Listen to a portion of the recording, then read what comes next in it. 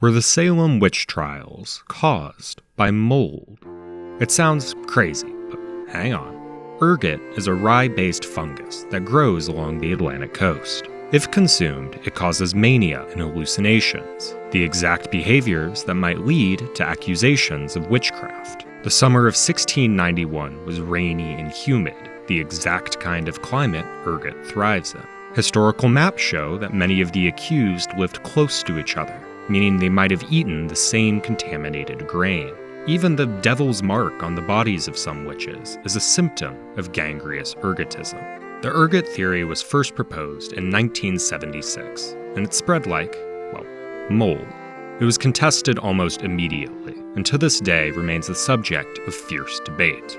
I don't know that we'll ever be able to prove ergot's role in Salem, but I do know that we have spent 50 years reaching desperately for a fungal explanation. We have wanted, badly, for the cause of these 30 deaths and hundreds of imprisonments to be mold. Because the alternative explanation, the reason that these women were so cruelly accused and tortured and killed, is that men simply hated them. Misogyny is, unfortunately, a much simpler explanation for Salem than mold. The Puritan belief at the time was that women were inherently sinful and more susceptible to damnation than men. Those accused were often unmarried, financially independent, or women of color, women who existed outside of the Puritan patriarchy. Bridget Bishop, for example, was outspoken, had left an abusive marriage, and owned a successful tavern. She was the first one to be killed. But even if the Salem witch trials were due to plain old Puritanism, this connection between mold and misogyny, between a man's control of the house and the flourishing fungus in its corners, has remained. It existed far before the ergot theory. It has only bloomed since then. The Yellow Wallpaper is an 1891 short story by Charlotte Perkins Gilman. It is about sexism and hysteria and awful husbands, but mostly it's about mold. The story follows a husband and wife staying in a mansion for the summer. She hasn't been feeling great and believes that writing, fresh air, and the company of friends would do her good. Her husband is a doctor. He disagrees, so they go with his plan. His plan is to put her in a room, lock the doors and windows, and just let her rest. It's a short story, about 10 pages. Much of that is devoted to the room's wallpaper. The wallpaper is a horrid fungus-like pattern, a toadstool in joints, an interminable string of toadstools budding and sprouting in endless convolutions. The color is revolting, a smoldering, unclean yellow, strangely faded by the slow-turning sunlight. Dull yet lurid orange in some places, a sickly sulfur tint in others that stains their clothes and anything it touches. And the smell, oh God, the smell. A sickly sweet odor that only grows in rain. The narrator begs her husband to repaper the room. He refuses. After all, he says, nothing is worse for a nervous patient than to give way to such fancies. The Yellow Wallpaper is not a subtle story. It's angry at the medical treatment of women at the time, where hysteria was anything outside the gender norm, and where a cured woman was one who had been rendered subdued, docile, silent, and above all, subject to the will and voice of the physician. The male control of the house is synonymous with the creeping fungus pattern on the wall. When the narrator finally tears the wallpaper down to free the woman she is convinced is trapped behind it, it reads as a cathartic rejection of that control. This idea would be both directly referenced and greatly expanded 130 years later in Silvia Moreno Garcia's Mexican Gothic. Mexican Gothic follows a young socialite named Noemi in 1950s Mexico. Her cousin, who recently married into an English family called the Doyles, hasn't been feeling great, so Noemi goes to check on her. The Doyle mansion, called High Place, reads as your standard Gothic fare, all spires and cemeteries and rainy mountain roads. The Doyles read that way too, with eugenics and colonial wealth and stifled emotion. So far, well, not normal, but Gothic. The truth is far weirder and far nastier. Everywhere in High Place grows a yellow mold called the gloom. Noemi eventually discovers that the gloom carries both restorative properties and the memories of those who breathe it in. This allows the Doyle patriarch, Howard, to transfer his consciousness into heirs, achieving a kind of grotesque immortality.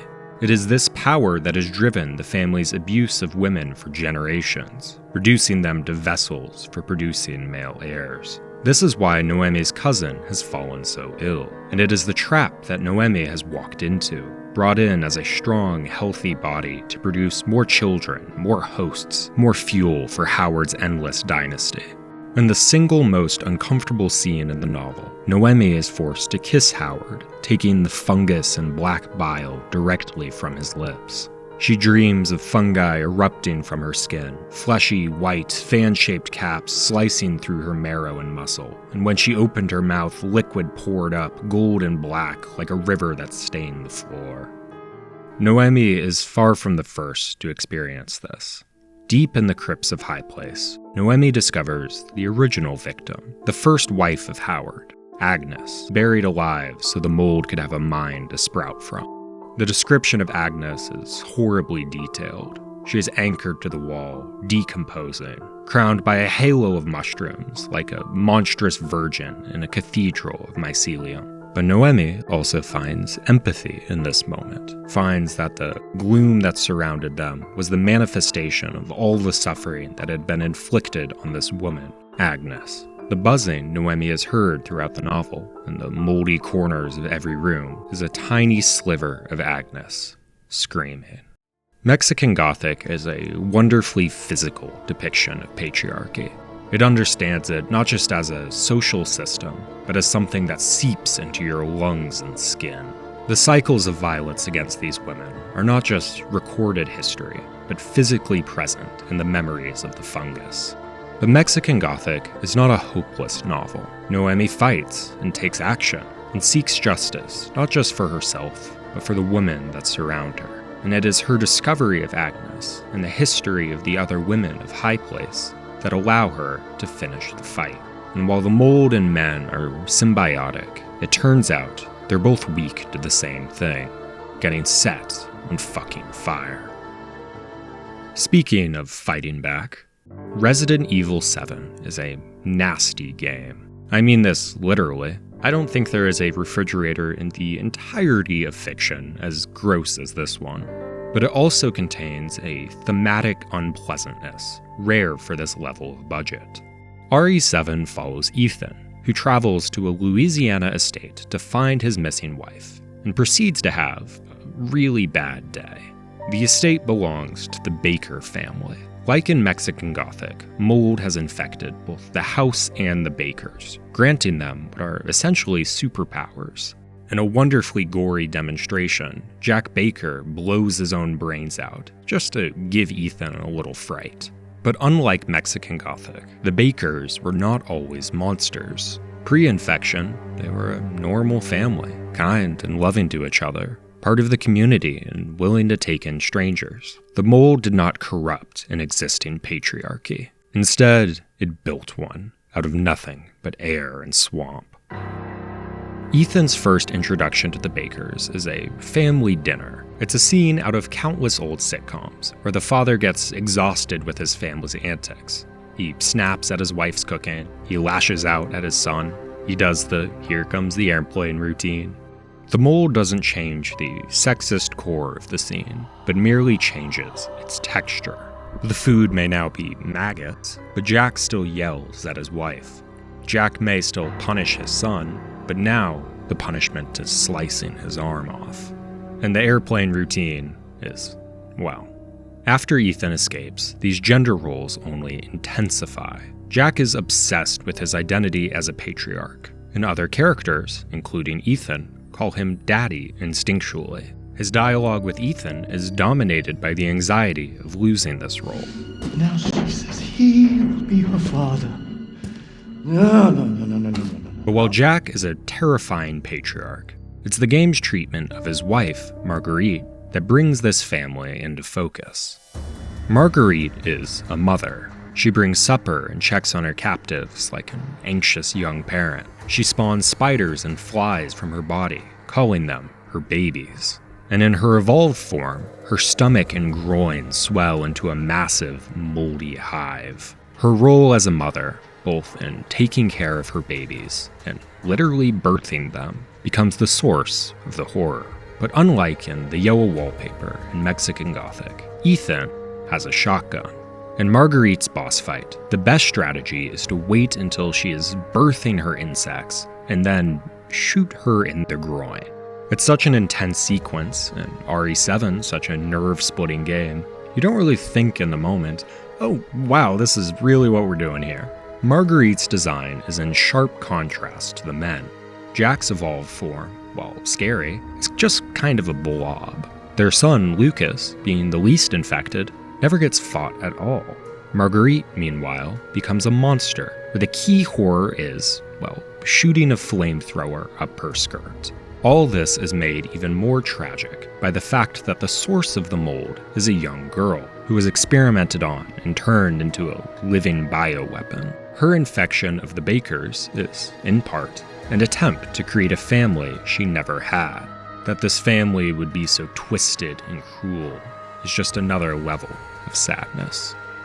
Despite how ridiculous all this sounds, RE7 is the scariest entry in the series, and I think a big part of that is how physically real it all feels. It was the first game in the franchise to go first person, and that perspective allows you to see all the little details of a family home. Capcom actually visited Louisiana during development, and as someone who grew up in the South, it is a remarkably accurate picture of humid decay. Beyond the basement, but it's a horror game. Gotta have a basement. Yet over all of these little details is a layer of pestilence, not just in the walls, but in the structure of a family that used to be normal, that used to take photos together, that used to be loving. The mold creates a father who will do anything to control his family, and a mother who is nothing more than a womb. Welcome to the family, son. These three texts span different centuries, different monsters, different mediums, but they are all about the same thing. Not just mold, but a deeper societal rot. Maybe Salem was caused by mold, maybe not, but the rot of patriarchy would have been there either way. It was there in the room where a woman was trapped and told that her suffering was hysteria. It was there in the mansion that buried woman after woman so that one man could live forever. It was there in the house that reduced a man and a woman to an ego and a womb and called it a family. Mold is everywhere in these stories, but it was not the first thing to grow in the corners and ceilings. The rot came before it. The rot brought it in. And while the mold may help tear these homes apart, all it is really doing is revealing the gangrene that was always underneath. The mold merely bloomed on top of a dead limb. And given the right conditions, not just darkness and moisture, but a house where women are not believed, not heard, and not allowed to leave, it will bloom again.